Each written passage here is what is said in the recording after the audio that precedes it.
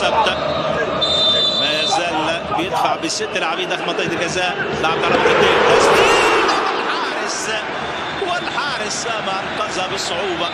الركلات الثابته خطيرين فيها لاعبو الجيش الملكي. هذه الاعاده من جديد لمسها باطراف اصابعه. كانت رايحه والله كانت رايحه في الزاويه الصعبه البعيده.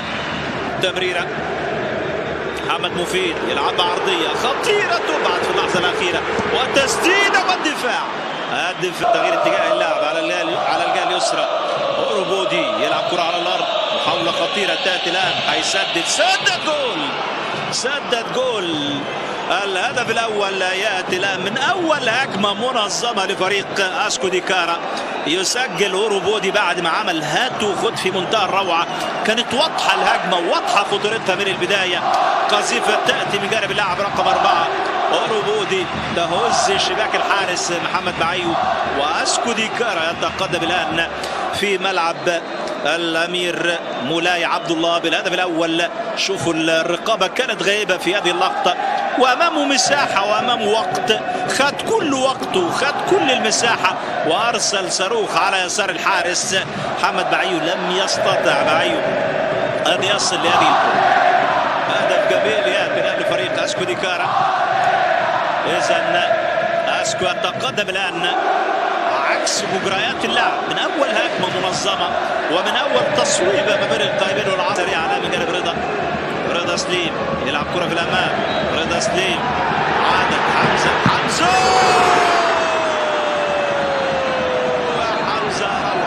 روعه يا حمزه. والانقاذ مثالي من جانب سامر.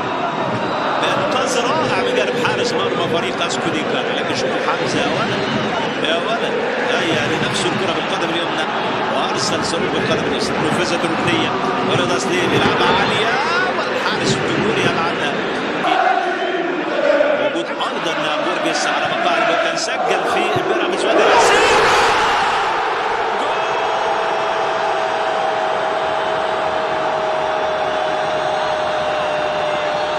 التعادل ياتي الان لفريق الجيش الملكي.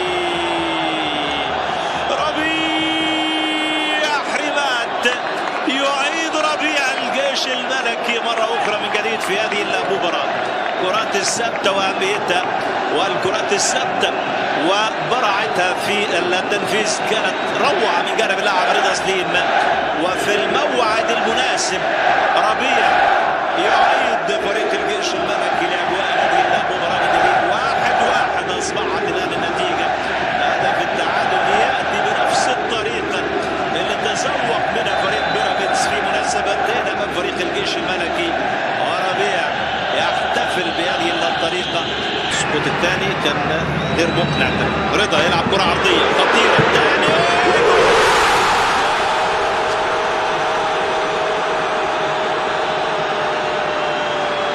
لفريق الجيش الملكي. الله يا حمودان على هذا الهدف. حمودان يضع الجيش الملكي في المقدمة الآن لأول مرة في هذه المباراة. الجيش يتقدم الآن بالهدف الثاني سريعا بعد ملقى ضيعة لفريق الجيش في الشوط الثاني من هذه المباراة. أخيرا من جانب رضا سليم حارس هدية وجدت المتابع حمودان يا ولد بكل هدوء وبباطن قدم وسدد مباشرة في المرمى مسجلا ثاني أهداف العساكر في هذه المباراة. الجيش يتقدم في النتيجة لأول مرة في هذه المباراة 2-1 وحمودان الجيش الملكي. والهجمة من الجهة اليسرى لأحمد حمودان عدى أولا حمودان وهو من جديد لاعب عرضية خطيرة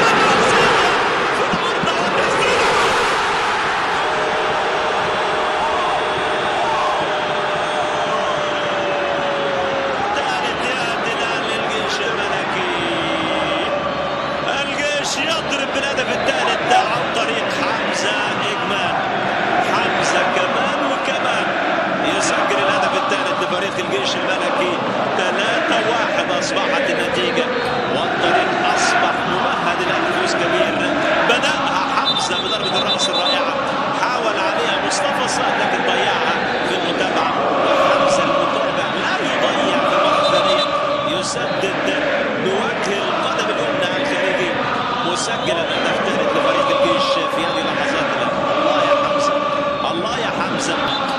مسجلا ثالث هدف فريق الجيش من كرة ثابتة. وبعد ذلك سجل الجيش هدفين عن طريق حمودان